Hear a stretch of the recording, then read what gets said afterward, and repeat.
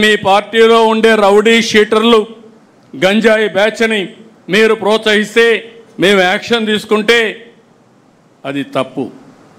Action తీసుకోకపోతే మీ అందరికీ licence రాష్ట్రం అంతా వెళ్ళి ఇష్టానుసారంగా 3 సంవత్సరాల ఆడబిడ్డలపైన అత్యాచారాలు చేస్తూ ఉంటే వీళ్ళని వదిలిపెట్టాలా?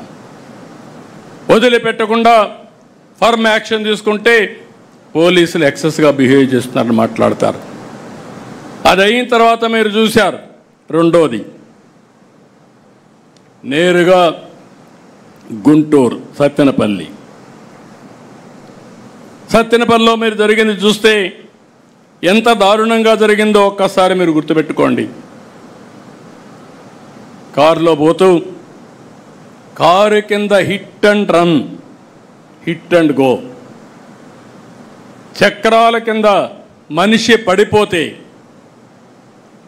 మనమైతే దారిలో ఉంటే పక్కన యాక్సిడెంట్ అయితే నిలబెట్టి ముందు వాళ్ళని హాస్పిటల్కి పంపించి పరామర్శించి టైం ఉంటే మనమే తీసుకుపోయి హాస్పిటల్కి పంపించిన తర్వాత మళ్ళీ ప్రయాణం కొనసాగిస్తాం, ఎంత అర్జెంట్ అయినా. అది సోషల్ రెస్పాన్సిబిలిటీ. అలాంటిది నీ కారు కింద పడిపోతే కనీసం పట్టించుకోకుండా తీసి బయట పారేసి వెళ్ళిపోయిన సందర్భాన్ని మనం చూస్తే తిరిగి ఇదే కారులో జరిగిందని ఎవిడెన్స్ వచ్చిన తర్వాత పేపర్ ఉందని టీవీ ఉందని ఎదురుదాడి చేసే పరిస్థితి వస్తే ఎక్కడికి పోతున్నాం రాజకీయాలు?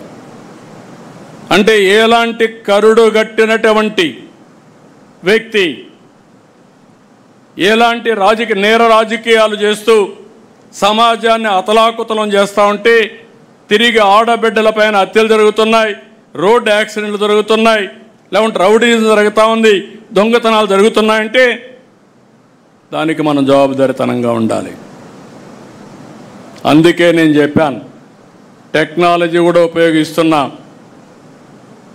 ఎవ్రీవేర్ టెక్నాలజీ కూడా ఉపయోగించి ఎవరైనా సరే తప్పులు చేస్తే వాళ్ళని సాక్ష్యాధారాలతో పెట్టి ప్రజల్లో చైతన్యం తీసుకొచ్చి వీళ్ళ అరాచకాలకు అడ్డుకట్టేసే విధంగా ఈరోజు కార్యక్రమాలు చేస్తున్నాను.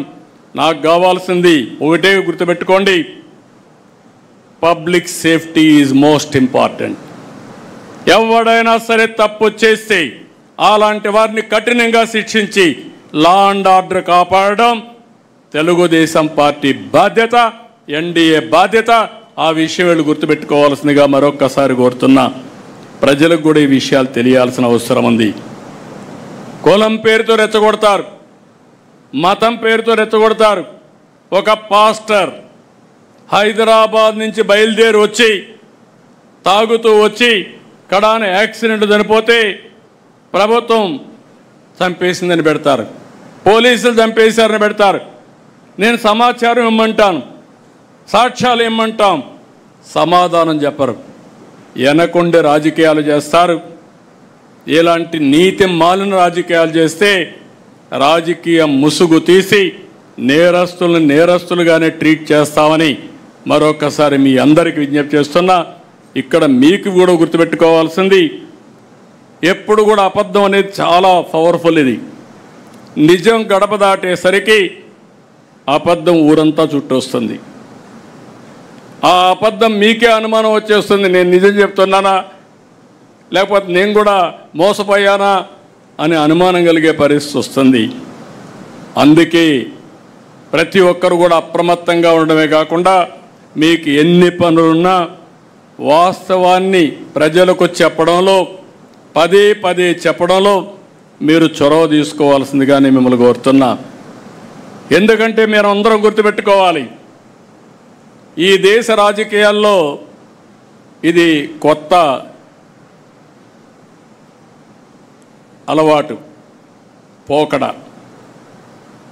ఏ రాజకీయ పార్టీ పేపర్ పెట్టుకోలేదు, ఏ రాజకీయ పార్టీ టీవీ పెట్టుకోలేదు, ఏ రాజకీయ పార్టీ ఇంత బరిదిగించి డబ్బులు సంపాదించి ఆ డబ్బులతో మళ్ళా మేనేజ్మెంట్కి పోయే పరిస్థితులు లేరు.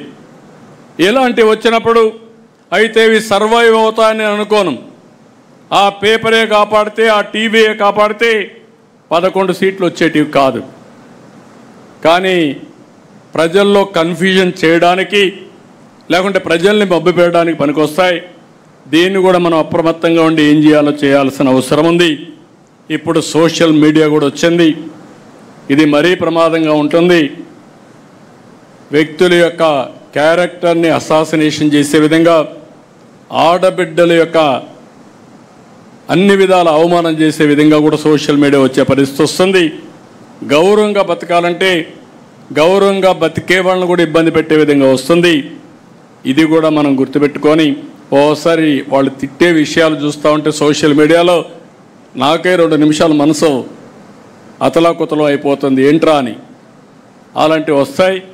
అయితే ఇది యథార్థం అని గుర్తుపెట్టుకొని దీన్ని ఏ విధంగా హ్యాండిల్ చేయాలనో ప్రివెంటివ్ కానీ, అదే మరి